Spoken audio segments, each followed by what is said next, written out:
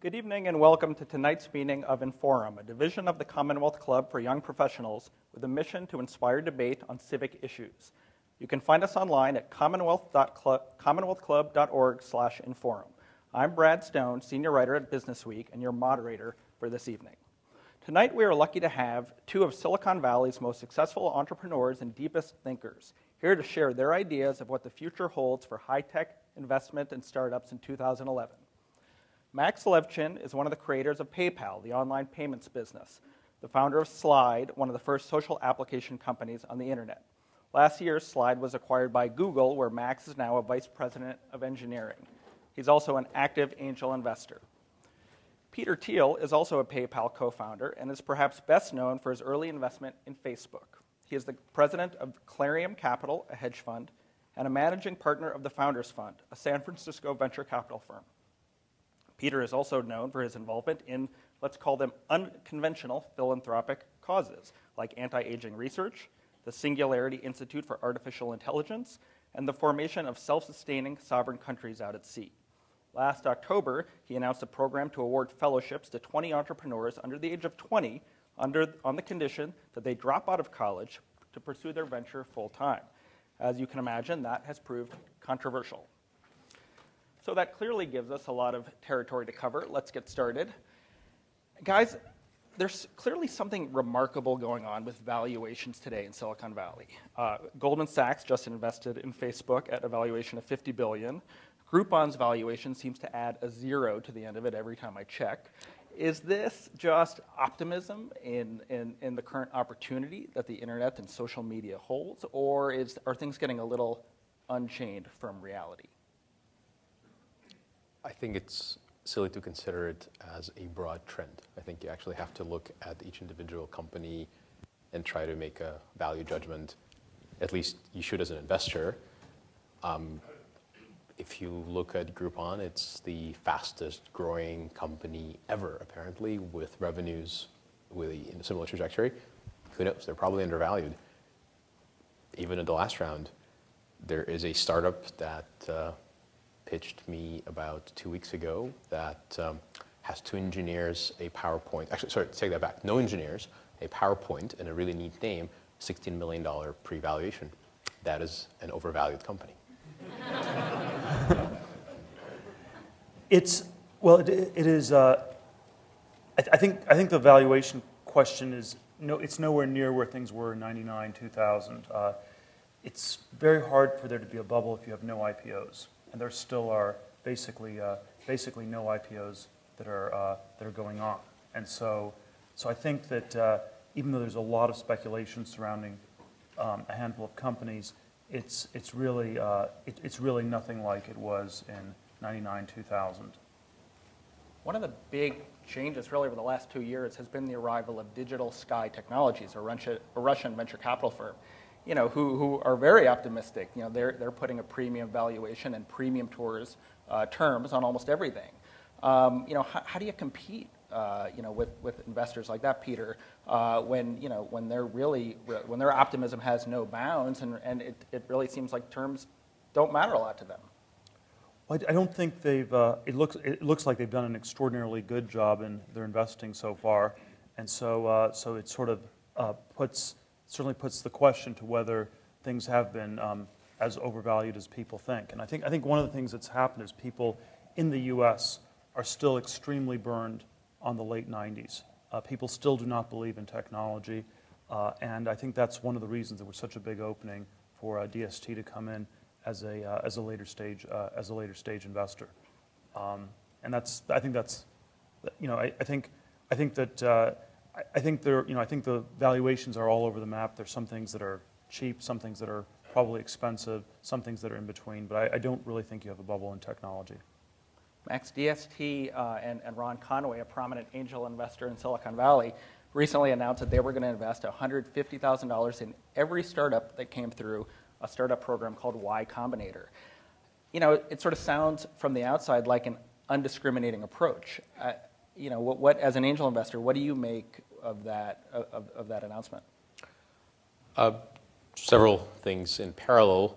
It's a very smart move for them in the sense that if you believe that Y Combinator has a reasonably rigorous process, they've just created an index fund where they said, well, Paul Graham and his cohorts have figured out a way to select really good entrepreneurs. And I think 5 years ago, or I actually don't remember exactly when it started, but it seems like eternity, you could make legitimate arguments saying Y Combinator just doesn't have huge companies. They're all these little featurettes, really, of a couple of entrepreneurs. They didn't know they were entrepreneurs until they went to Y Combinator. It's really not true anymore. If you look at Airbnb and Dropbox, these are all sort of Y Combinator graduates. So these days they are creating companies that are probably going to be quite valuable when they do exit. So it's a great index fund investment. It is also the case that a huge number of phenomenal companies, and sort of using my previous example to underscore that point, do not go through the Y Combinator program. So it's not exactly as though DST has showed up and said, angels leave the room, we're the only guys here. But it is clearly the case that by offering what is a phenomenal deal to the Y Combinator group, they certainly shut out certain valuation-sensitive angels, which is what competition is all about. Peter, from your perspective atop the Founders Fund, do you look at that deal and think that's a good move? I thought it was a brilliant move on their part. It is, I do think there is, within the technology space, there is a question as to where the right place to focus is these days. And if I had to make sort of any categorical judgment calls, it is that the internet is somewhat more mature, and there are other sectors that are somewhat more promising to focus on at an early stage. But I think it is quite possible that a greater proportion of the internet companies will be coming out of Y Combinator in the future. There will be new internet companies created, and some of them will become very valuable. So I think it is probably going to be a very good investment. Well, it seems to me from listening to you speak publicly, from reading what you write, that you've been a little disappointed in some of the innovation coming out of Silicon Valley. You make a distinction between extensive gains, sort of incremental advancements, and intensive innovations that really have the ability to change humanity. And you've invested in SpaceX, a company that's building actual rockets. Talk a little bit about that, and whether you're impressed with some of the companies and the ideas that come out of Silicon Valley and programs like Y Combinator. Well, I think I think that there is, I think there's a lot of innovation happening in Silicon Valley. I think there's more innovation happening in Silicon Valley than elsewhere in the U.S. or probably anywhere else in the world. That being said, there is this open question whether it is enough to actually take our civilization to the next level 20 years from now. And so if you have sort of this very widespread pessimism in the U.S. about the future, where people think things will be worse in 20, 25 years, the government's racking up too much debt, there are all these different problems people cite. And if we really had tremendous technological progress, this wouldn't make any sense at all. And so I think there is something very odd about this disconnect you have between the sort of extreme optimism in certain parts of Silicon Valley and what's happening even 30 miles outside of here in California, where the state's close to bankrupt, and there's sort of all these things that have strangely gone very wrong. And so even though I think there is technological innovation and a lot of that is still happening, it somehow has not been enough to drive the whole society. And you have questions why that is. And my own sense is that somehow we're not doing enough to really create major breakthroughs. And you have sort of a lot of cultural, political, social, economic questions, scientific questions, why that is. Well, a company like Facebook, which you invested in early, is that to you a sufficiently ambitious initiative, expression of optimism? Does it have the ability to move the needle on humanity? Well, I think Facebook is an extremely important company in terms of how it's going to impact the world. And so if you sort of debate the precise causal event sequence of things that are happening in the Middle East, for example, the last few weeks. But there certainly is a sense that the social networking piece has somehow decentralized media in ways that may really change the world in very significant ways. So I think it is an extremely important company. But I think in a way that's the wrong question. The question always gets asked about, is Facebook going to make money? Is it overvalued? Is this company is this specific company going to be a specific failure or a specific success? And the question is more, why is Facebook the company people talk about more than any other company that's been created in the last decade, and why is there such a big drop-off? I mean, obviously there's going to be one company that will be the most successful, but why is the next one so much less successful? Where are all the other companies in that list? And so I think specifically it will do very well, but generally speaking, we need to do much more. Max, I know you've heard Peter say that before. Do you agree with that? Do you think that entrepreneurs, your fellow entrepreneurs, are being sufficiently ambitious? I think there's lots more room. I think one of the things that has been fascinating to sort of read about recently for me is the sense of just insane abandon that people had felt during, for example, the beginnings of the space program in this country and Soviet Union, where I was growing up during the beginnings of the space program. It seemed that people were extremely happy to put their lives on the line every day just to achieve what seemed relatively incremental task in the service of a larger goal of putting the man in space or putting the man on the moon. And I think in recent years, I don't see that similar narrative played out anywhere in innovation, not in Silicon Valley, not in natural sciences, not in any of the areas traditionally referred to as a hotbed of innovation. We hear a lot about the screen in the iPad 2. Today's leaked pictures sound very exciting, but it is not that radical. And the radical innovation that was seemingly just peppering the early part of the 20th century isn't quite the story of today. What's holding it back? I think there's just a variety of speculation we can have right now on that topic.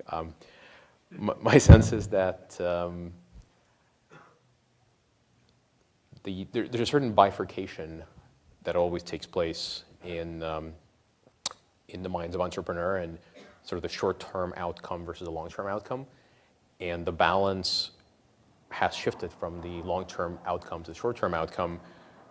The other thing, which as a Bay Area libertarian, which is to say I'm not quite as libertarian as I probably should be, it pains me to say this, but it took Kennedy to get out there and say, look, we're gonna go to space, we're gonna put the man on the moon, or Khrushchev or whoever was on our side to do the same.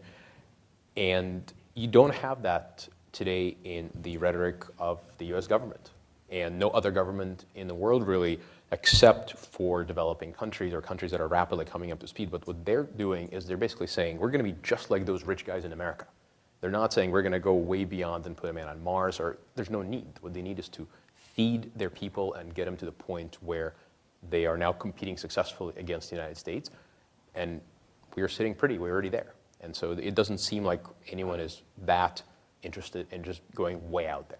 Well, you guys back SpaceX, which obviously is fulfilling some of those same goals. Well, look, I think there are definitely examples one can give of these, but they're striking because they're counterexamples to this broader trend that this is not what is happening. And I think one of the things that's very strikingly different from the 1950s or 1960s is how the future, as in not the super distant future 100 years from now, which is very hard to speculate on, or the near-term future 6 months ago, which you can probably extrapolate from various growth curves, but sort of the intermediate future, 15, 20 years from now, is not really a subject for serious discussion.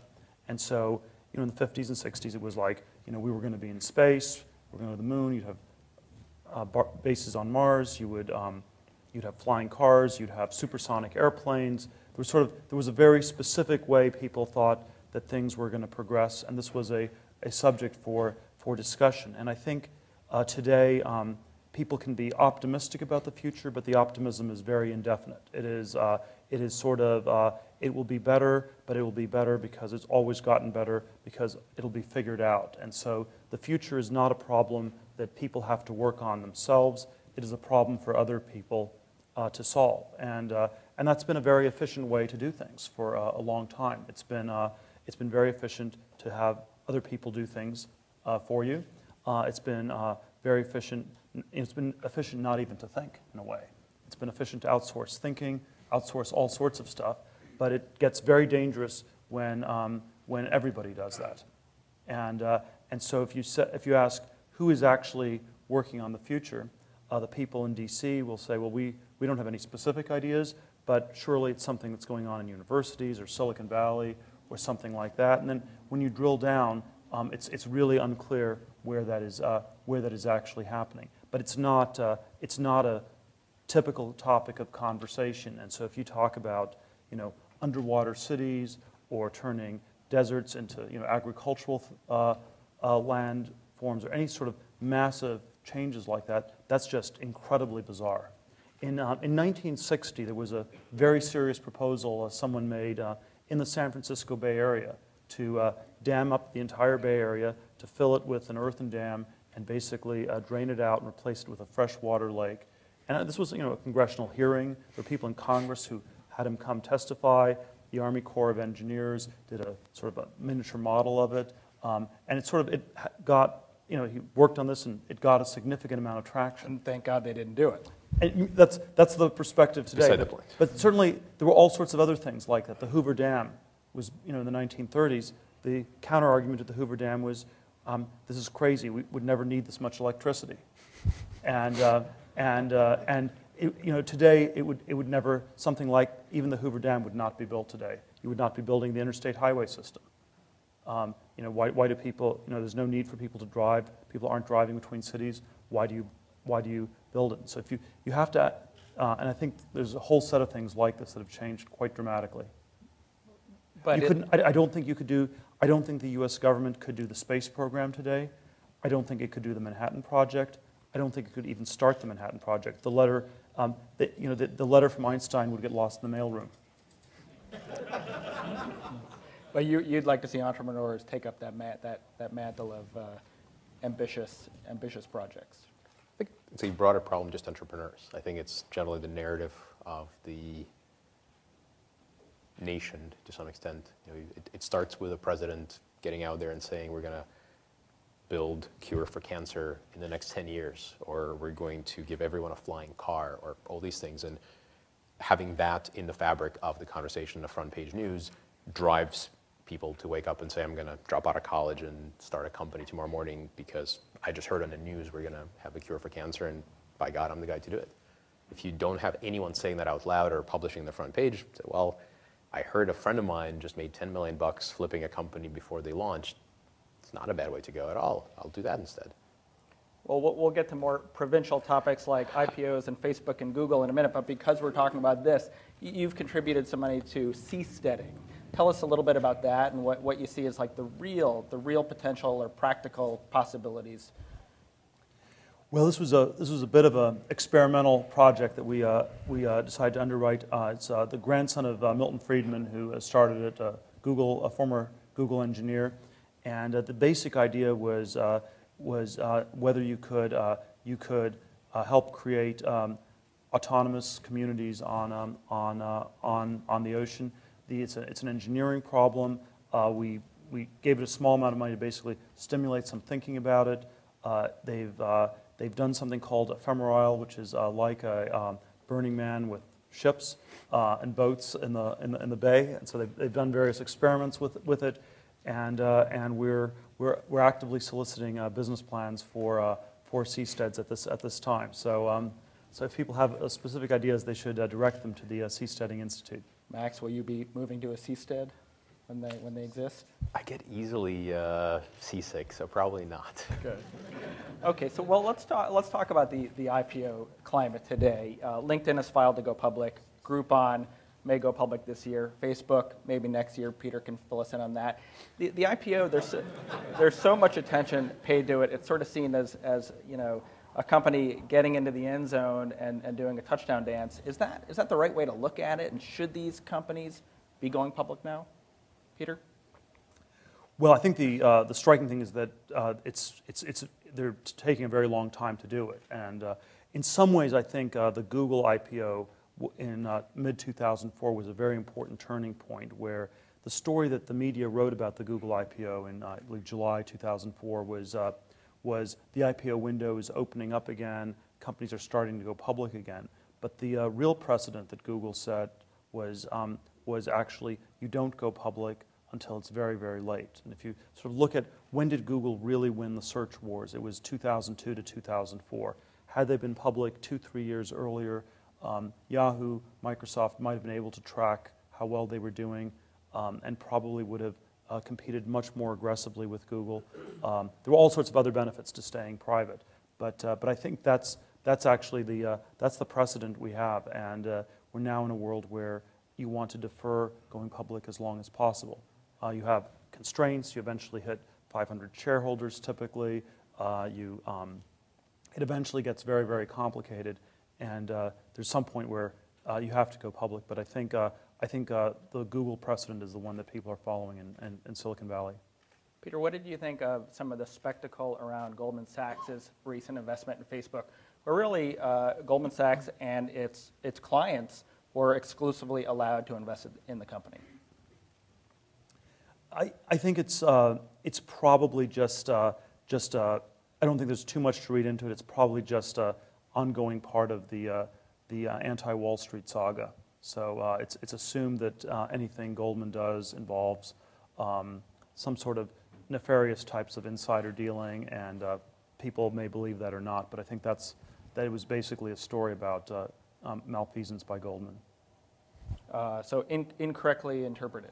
Probably incorrect, but that's up to people to decide. Max, you guys had the experience of taking a company public with PayPal in 2001. Tell me, what the process holds for LinkedIn, Groupon, maybe Facebook next year.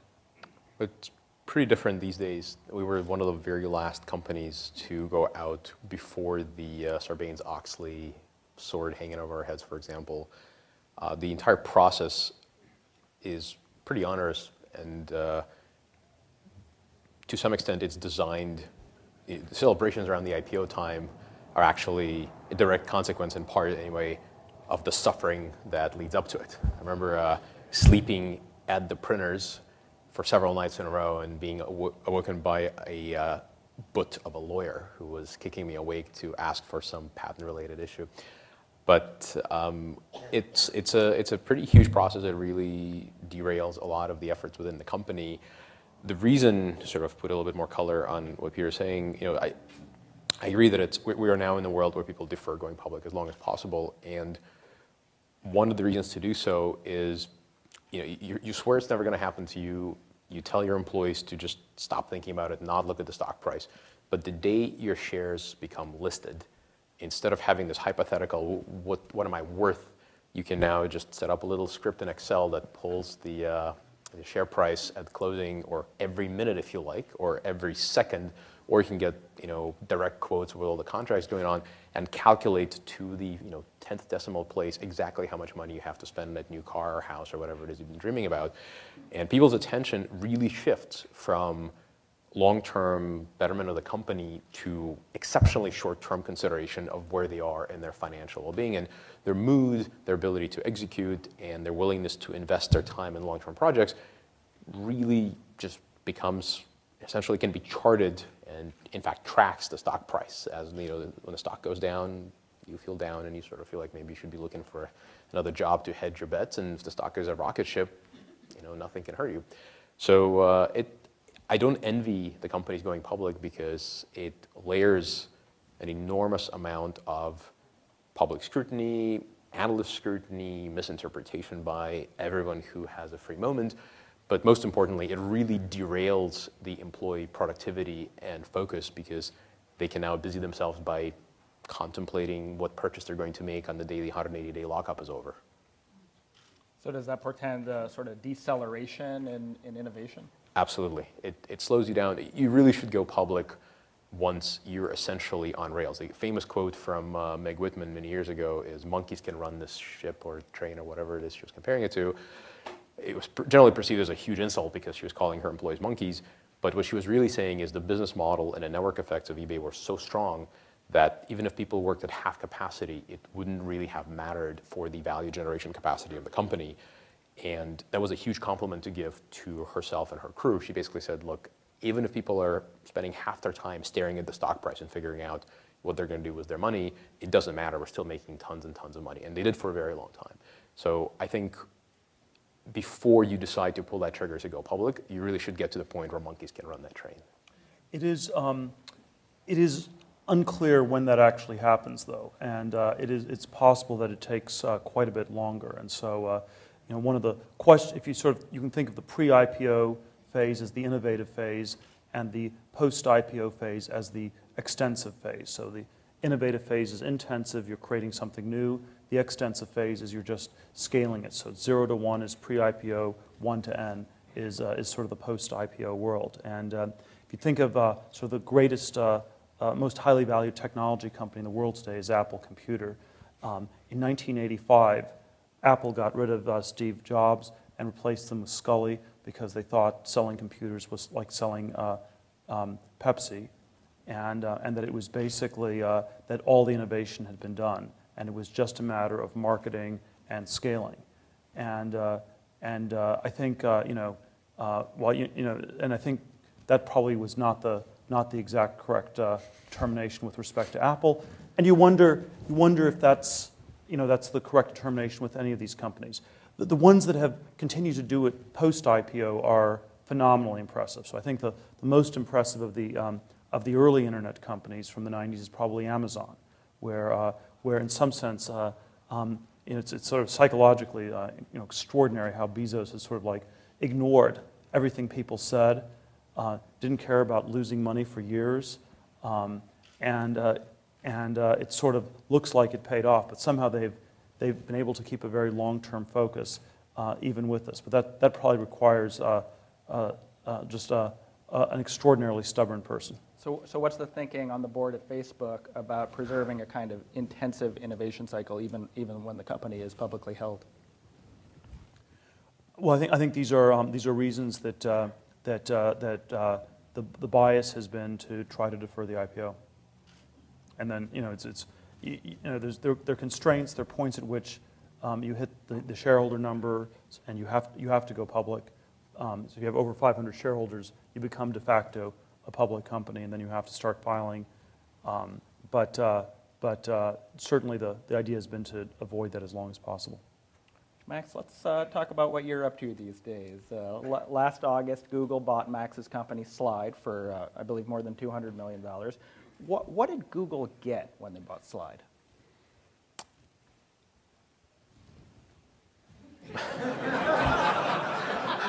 I'm staring directly in the face of the person one of my colleagues from Google PR, who is probably terrified of the thing that I'm going to say next. No, she actually came from Slide. So, but I think Slide was a over 100-person company with a number of products and a 5-year journey through the wild and woolly social space before it was called the social space. So probably given the fact that Google is fundamentally driven by the people it has, the most important thing Google got from the Slide acquisition is the collective DNA and the shared intelligence and, frankly, the war scars and stories that we have to share from the journey. It also got a few other pretty valuable things which I'm not at liberty to share anything about, being Google and all. But I'd like to believe they got at least their money's worth. Well, I'd like to ask, what you're working on today. Part of success of Google, of all my 6 months of experience being there, is their ability to keep secret the things they're working on until the time it's time to talk about them is a key ingredient. So seeing how I'm working on things that are secret, I have to keep them Fair enough. So let me put the question then to Peter. Peter, your friends in Mountain View, have created a tremendous business, but an algorithmic-based search and advertising business. What's the opportunity and what's the challenge for them in social? Well, I think the question is really whether it's whether it's something that's fundamentally how different it is from search, and certainly the Facebook bias on this would be that people, Google's been focused on organizing the world's information. Facebook, in some sense, has been focused on organizing the world's people, and there's a question how much overlap or how different these kinds of things are, and I think the biases of the different companies are very differently oriented, and that's my own sense would be that probably it doesn't make sense for Google to be competing in search, and probably doesn't make sense for Facebook to be competing in search and Google in social. But that's not what's going to happen. There's all these assumptions that things will converge over time. It may or may not be true. Maybe that but it's seen as a. I think the main way in which Google and Facebook are competitive today is not on any sort of a product level or any sort of overlap on that. It's mainly on hiring talented people, and that's probably why the two companies are super focused on one another. There was a shift in where the talented people started going not to Microsoft but to Google, and that was a major point in Google's ascendancy, and I think that's probably one of the main things Google would be extremely focused on. So I think it's more the people than the specific products at this point. But it sounds like you think there might be more direct confrontation down the line? I think these things are so hard to predict. My suspicion is that it's probably overestimated because I actually think people are very different from information. So I think these things are really, really different worlds. And organizing the world's information is very different from helping to get the world's people to share and network with one another. And so they seem like very different companies, but I think the place where you have incredible overlap is on competition for talent in Silicon Valley, which is at a pretty intense phase. Now, you guys have been friends and colleagues for a long time, and on this particular issue, you're sort of sitting on opposite ends of the table. Well, what's the status of Max-Peter relations these days on this topic? Is there a free flow of information? I think our friendship predates the Google-Facebook predicament, so I think we're fine, but I'll let Peter speak for himself. No. Max, are you still making angel investments? Yes, I do. What kind of companies are you looking at? I try to stay true to my previously stated viewpoint that there's just not enough radical innovation, so the thing that I'm most interested in is something that answers to my I believe, unfulfilled demand for radical innovation. I typically try to be in the internet space because that's what I know and love. On occasion, I'll venture out to things that could be broadly classified as non-internet things that benefit from the explosion in cheap computing resources. In other words, biocomputing, something computing, that sort of stuff. Yeah, that's my investment profile in a nutshell. A lot of your friends, I think that your future eventually is in investing full time. Do you see yourself, doing that? And if and when you do, do you see yourself investing like Peter in sort of big, ambitious, radical, not just seasteading companies, but space exploration, really ambitious stuff? So to answer the first part of your question, if I knew my future as well as my friends purportedly know it, I would already be there. There's definitely temptation to be on both sides of that story. I love working with entrepreneurs, especially entrepreneurs where I honestly can add value. You can see someone that wants to do something and I literally have something in the back of my mind and say, oh, just do that and you'll get to your goals. It's extremely satisfying to be there. On the other hand, nothing beats the rush of executing like a well-oiled machine. Being at the helm of that is just a phenomenal feeling, and I love that, and I love entrepreneurship, and to me, that's kind of what American Dream is all about, and I enjoyed living it every day, and kind of look forward to living it as much as I can, really. The answer to the sort of the investment question or the investment profile is a little bit more nuanced than, yes, obviously, as an investor, you want to invest in huge things because those typically return extremely well, and you wind up making a lot of money. Of course, obvious other side effect of this is that if you invest in huge things, by the time they're obviously huge, you're essentially a late-stage investor, and you're expecting to make a relatively mild return on something that's probably already pretty well valued. Things that I found to be really compelling investments that either work out or don't, but when they do work out, they work out great, are the ones where the idea is actually relatively narrow, and the entrepreneur is really focused on doing something exceptionally well, but they're doing this in a market that has just enormous potential. One of my more successful investments is Yelp, and when those guys started, they had all kinds of ambition, but the number one ambition they had at the very beginning was to just make an awesome local review site for San Francisco.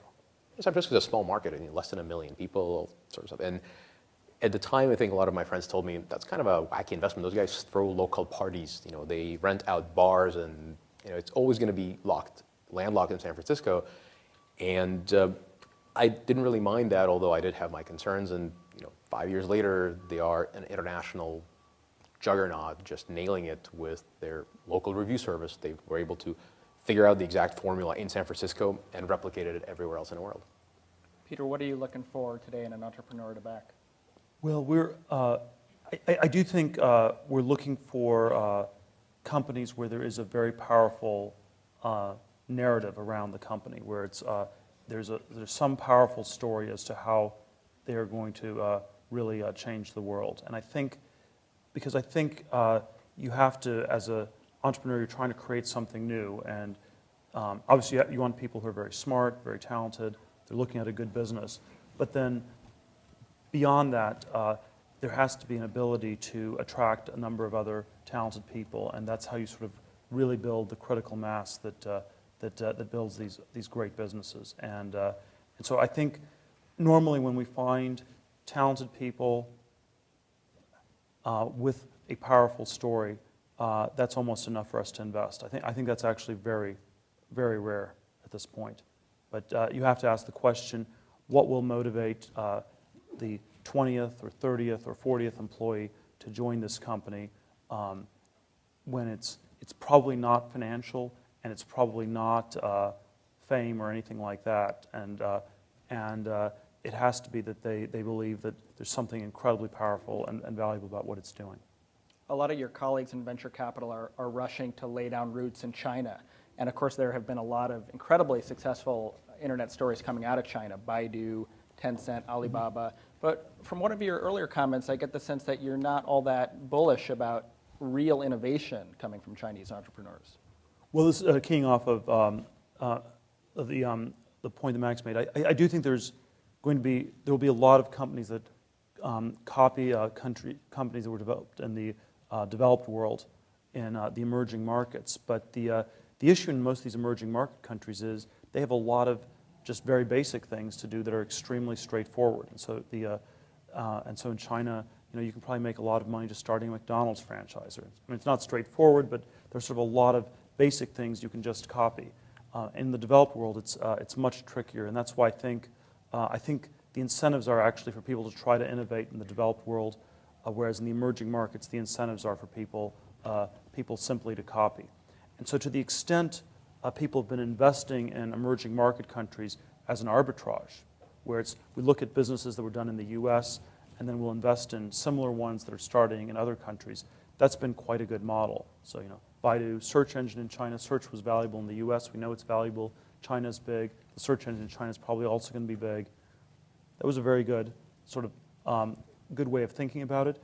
But there have been relatively few technology breakthroughs that have come out of the emerging market countries to date. That may change. My suspicion is that does not actually change until they become developed and are closer to the frontier. So do you think your colleagues that are opening offices in Beijing and Shanghai are misguided? Not necessarily. I think it's just I think their model is they're misguided to the extent it's not an arbitrage model. To the extent it is to the extent they're looking for breakthrough technologies in these countries, that seems unlikely. To the extent they're looking to just invest in companies that are very similar to ones that have been developed in the developed world, that might work very well. could we call Tencent an exception to that rule? I mean, they seem to have innovated quite a bit. This is the second most highly valued internet company in the world. They seem to have innovated quite a bit in virtual goods and real-time messaging. The interesting thing about Tencent is that their original product that sort of drove their enormous audience aggregation is a copycat of ICQ. So I think it's an exception to the extent that it started as a copycat and developed itself into a much broader set of services. The real innovation that Tencent did sort of introduce is they proved quite decisively that you can make an enormous amounts of money from an audience that is actually relatively poor by international standards simply by aggregating an enormous audience and selling them things that they seem to value irrationally. Like little icons for their instant messenger. I wouldn't know anything about that. You guys have a shared history in the payment processing world with PayPal, and there's a lot of innovation right now in payments. There's Square, and mobile phone companies trying to get into the game. Google's has been adding some former PayPal execs. What do you guys think of the market right now, and do you still have interest in that industry?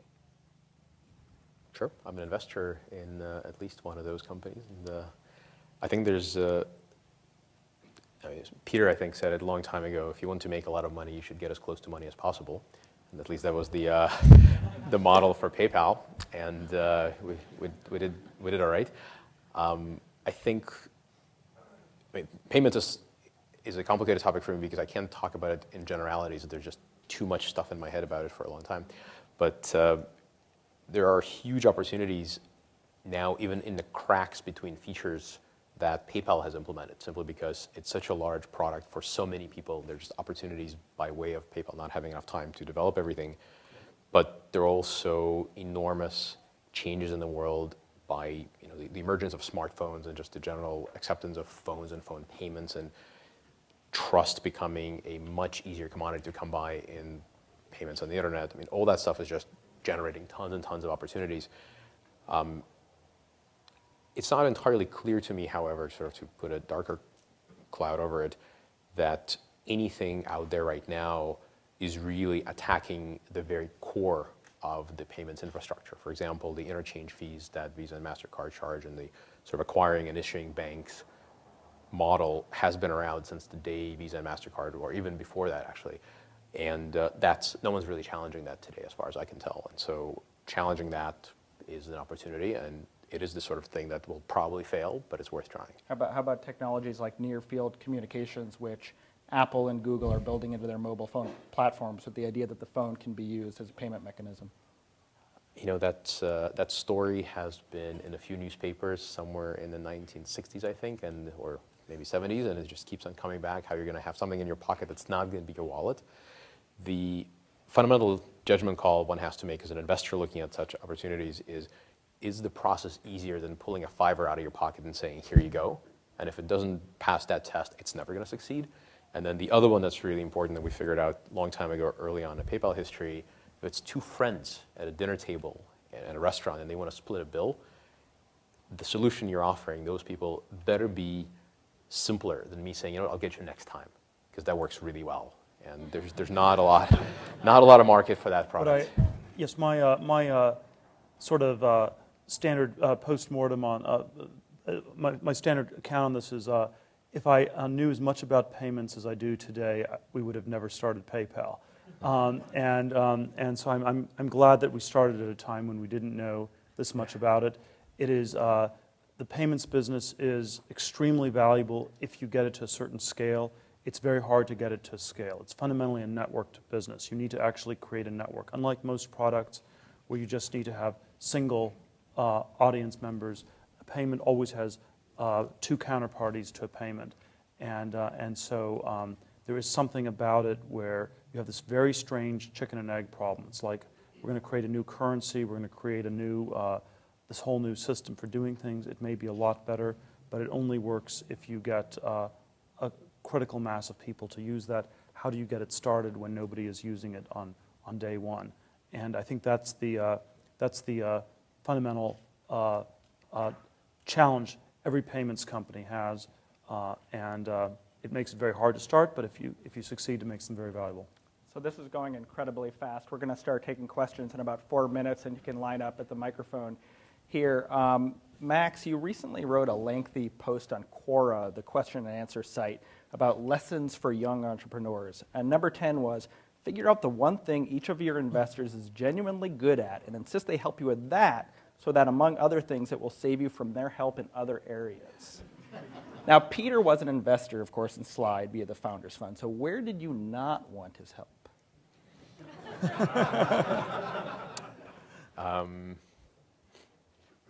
I can tell you exactly where I wanted his help. That's interesting, but also... I think Peter is probably one of the best fundraisers I know, and so when we started Slide, I really wanted to learn how to portray the company really well with investors, how to raise money on good terms with good valuations, and so I looked to him for help a lot. I think one of the nicer things about Peter is that he is not at all interested in helping people in things he doesn't do very well. So I never got to experience things that he doesn't do very well because he's never really pushed them on me. Okay, so now an awkward question for Peter. Peter, you were an investor in Slide through the Founders Fund. I get the sense that the sale of Slide to Google didn't meet Max's personal goal. He had talked about a PayPal scale exit. Did the sale of Slide to Google meet your goal for Max? I think that it was, well, I think these things are, you look at where a company is at a given point in time, and that decides sort of how these things play out. I think as an investor, what we think of with all our companies is, on the one hand, we want them to do as well as they possibly can, and on the other hand, you don't want people to have, to sort of have a company try to reach for more than is reasonable. And I think the Slide exit to Google was an incredibly good outcome that all the investors and employees were or should have been happy about. Well, great. Now we have a long line of questions here, so I invite you all to be very succinct with your queries. Yes, sir. My question is for Mr. Thiel, and if Max wants to join in, that's fine. I submitted a solution to the Deficit Commission that would involve a Wikipedia, eBay-like website looking at solutions and getting input from various players in our country. And I was wondering if you'd be interested in that. I call it the shock and awe, counterintuitive, libertarian approach to solving this problem. And could you also comment on Israel's entrepreneur spirit and how it as a socialist nation is doing, and China as a communist nation, how it's doing in comparison to where the United States is going in this decade? In 3 sentences or less. Wow, those are big questions. Can we crowdsource solutions to the nation's problems? I think I'm skeptical of that. I think that the wisdom of crowds has been very overrated, and I think that if you're libertarian, you should be skeptical of the wisdom of crowds as well. It's my soundbite answer. And the entrepreneurial culture in Israel, I guess, was question number 2. Max, you can spend more time there. That is probably true. I think it's pretty amazing. Just having gone there and met the entrepreneurs, I literally had to once give a speech to what seemed like an enormous crowd of Israeli entrepreneurs under the open skies, which was supposed to be a 20-minute talk, wound up being a 4.5-hour, I think, question and answer session. And people just had this insatiable appetite for information about how to start companies, how to succeed, what to do in failure. It's really, really sort of just exciting to be there. I think if you look at return on investments in Israel, it actually has not been a phenomenally successful place, just judging it objectively on an ROI basis. But I think the jury's still out.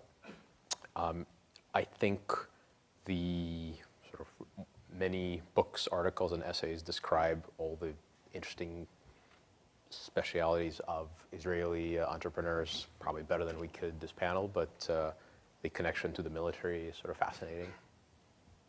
Yes, sir. My name is Leonid Nakhutkin. I came to the United States directly from the jail as a refugee. This is the same Marx family. came to the United States as a refugees from the same country. And my question is, are you have invitation from Russian government to participate in their Silicon Valley project? They call it the Skolkovo. And second question, are you ready to invest your money to your native country in Ukraine or Russia? Thank you. The Silicon Valley I think it's near Moscow. So I'm aware of this project. Someone from the Russian Ministry of Commerce or whatever the equivalent is had contacted me about it at some point or another in Davos, maybe a year or two ago. And my general sense was that I would love to participate in it if I believed in it, but just in those conversations alone, I realized that it was probably not going to work. I think the way things were being structured, the way they were thinking about it, just seemed immature, and I stated so to the person talking to me on the spot, and they haven't talked to me since, so I imagine it's either doing really well and I missed out, or it's not doing very well and I was right. But I'm not that much more aware of it than 2 years ago. I have invested, and I believe to date only lost money in Ukraine. It doesn't stop me from investing in the future, but I have certainly done it and have not seen positive results so far. I do not restrict my investing to Silicon Valley or any other geography. However, I restrict my investing to areas that I have sufficient amount of transparency into, and as a libertarian, where I believe the rule of law will likely prevail in important disputes. I certainly don't have a lot of clarity into what's going on in Ukraine these days, or for that matter, much of the former Soviet bloc, and I have some real concerns about prevailing rule of law in certain countries there. Yes, sir. Hi. My question is going to center around the internet.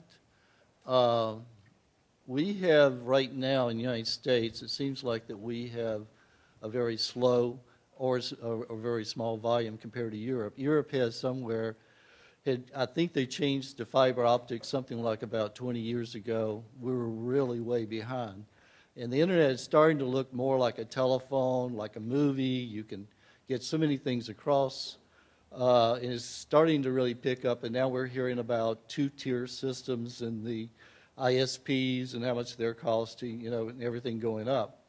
I noticed, I think Peter, I believe your company or your I think it's the New Founders invested in a company in fiber optic out of New Zealand.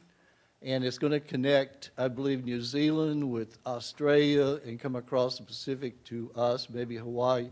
I don't know if you're going to hook up China or not, but can you tell me why you invested into it, and also, how does that actually compare to some like satellites, and do we really need fiber when we have satellites, and can they handle the volume?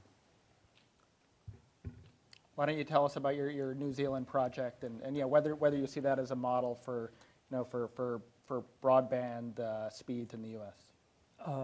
I think that specific one was just a very idiosyncratic, fact-specific set of things we liked about that particular Tell business. us a little bit about that investment.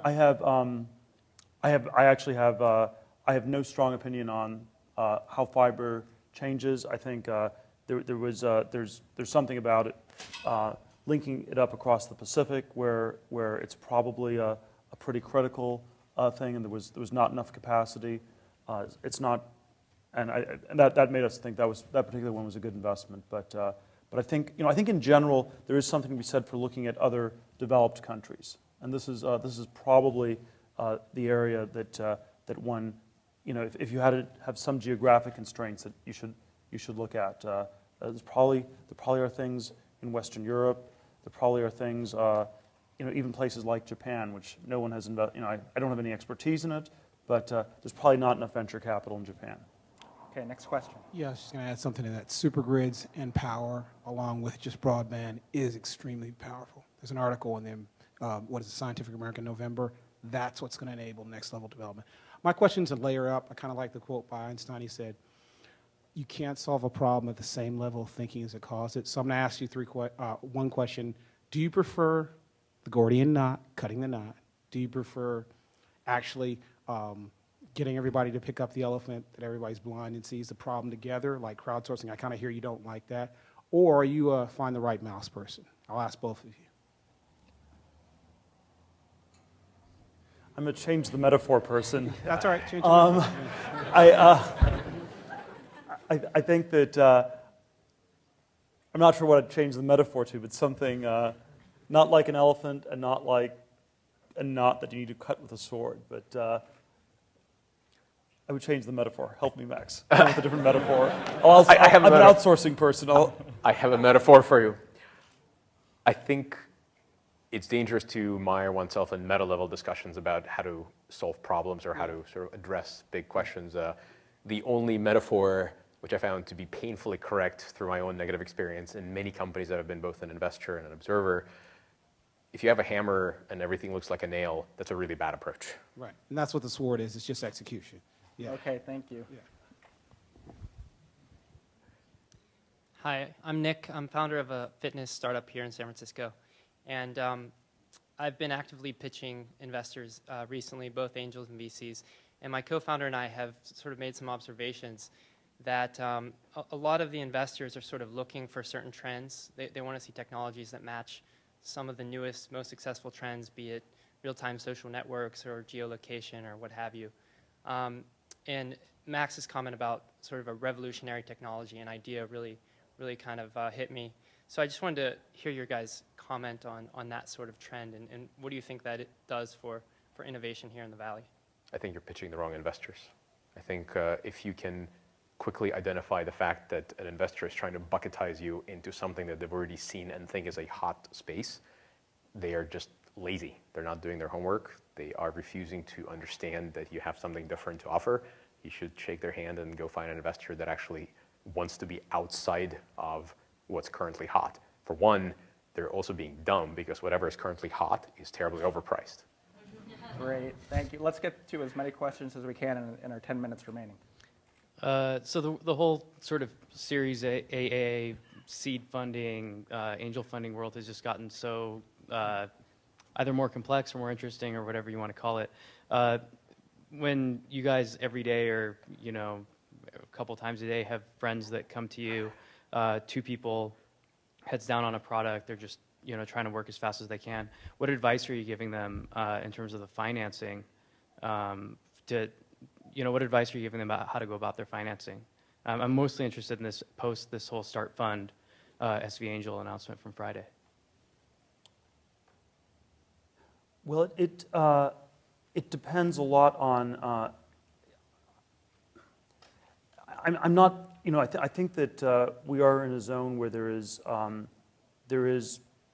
a decent amount of capital. I'm not sure it's a complete crazy bubble again, but there is plenty of capital, and so I think the key variable is actually not to focus on that specific thing right now, but actually to focus on what a company is doing, what it is creating, and if you can get that down, I think you will be able to attract a decent amount of capital. Thank you. Both of you have talked about sort of a lack of innovation, a lack of radical thinking. How much of that do you think is just basically a decade of bubble after bubble and financial collapse and credit meltdown, or how much of that is structural? So is it that people aren't thinking, or is it that people aren't getting the money and they're scared because Wall Street is going up and down like crazy? I think there's a part of your question that there's some correlation, because it's very clear the narrative of really, really smart classmates you had or I had or all of us had going to hedge funds instead of to startups in Silicon Valley is real. I think that story has been covered pretty well. But I don't think it's more than that. I think the problem is far more structural and fundamental. I think it really stems from the fact that the great generation told their kids, it's your time to enjoy yourself. Settle down in the suburbs, have 2.5 kids, have a dog, live your life. And that was a really great thing to pass on to the children, but that's not the life they led. They sacrificed themselves to go to space or to win World War II or whatever it is they did, and the fact that they taught their kids, don't do any of that, had a profound effect on our generation. Namely, we haven't seen any phenomenal innovation in the last 10, 15, 20 years. Yeah, I would. Go ahead. Well, I would say that it's I think the sort of the positive version of it is that there've been a lot of other things that have made sense for people to do, and then the negative version is that it's been maybe harder to do some of the innovative things, or that there have been barriers to that. I would say one of the things is there have been a lot of non-innovative ways for people to do quite well, and that have worked probably for, I would say not really just the last decade, but probably really the last 40 years. So probably something like a third of the people in the U.S. who made over $10 million did it in real estate. It's something like that, somewhere between a third and a half. And that was the most straightforward way for people to make money. And it worked extremely well for an extremely long time. And that probably, over time, really did shift things. But I don't think it was just the last decade. My question is more for Peter. I mean, based on your broad-based macroeconomic view, I mean, how importantly do you value timing of execution? And if you can elaborate a little bit more on the global currency market that your fund is involved with, I mean, that'd be great. I think the most important thing is to try to get things right. I mean, I think there obviously are certain contexts where you have to execute super fast, but it's there's like a startup investing context where you have to be really fast and get to the right thing, and there are market contexts where that's the case. But I think generally speaking, it's more important to focus on understanding what's going on and getting into the right kind of things. I think I think there sort of are, I think there remain a lot of very interesting unbalanced things in the world. The biggest one is probably the dollar versus the Chinese renminbi, and sort of how that plays out is going to be sort of a very interesting story that will unfold over the next decade. Okay, we have time for one more audience question. Hi, my name is Anna Vital. My question to both of you is about, do you remember the moment when you developed the trust in yourself and in your gut, that you would know when the right thing comes across, that you would be able to recognize it? I don't think I've ever developed that. I'm constantly in search of that exact feeling, and I don't think it's ever going to come. Yeah, same here. Okay, I get to ask the last question. It is the newly created Inforum tradition of 2011 that we are asking all of our speakers the following question. Max and Peter, what are your 60-second ideas to change the world? You go first. I Why need don't we 60 let seconds to think. Peter goes first.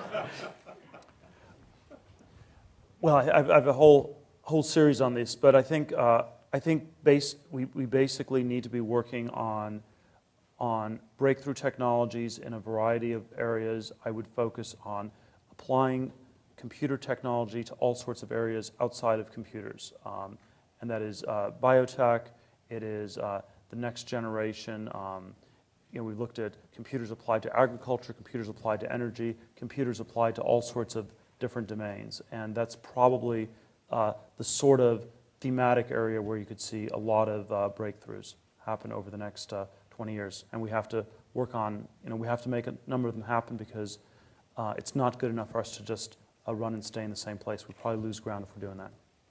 I think a lot of what Peter just said applies to my thinking as well. To give some more examples, I think in general we need to be willing to take more risks as a civilization. I think it's high time we figure out a variant of safer or safe enough nuclear energy, because I think we have a real problem on our hands without it. I think it's also high time we figure out a lot more about human diseases. I think there's an enormous amount of fixes that we can have to our bodies that are currently going frail a lot faster than they really should. Thank you. Let's give a big round of applause to Max Lifton and Peter Thiel for sharing their thoughts with us tonight.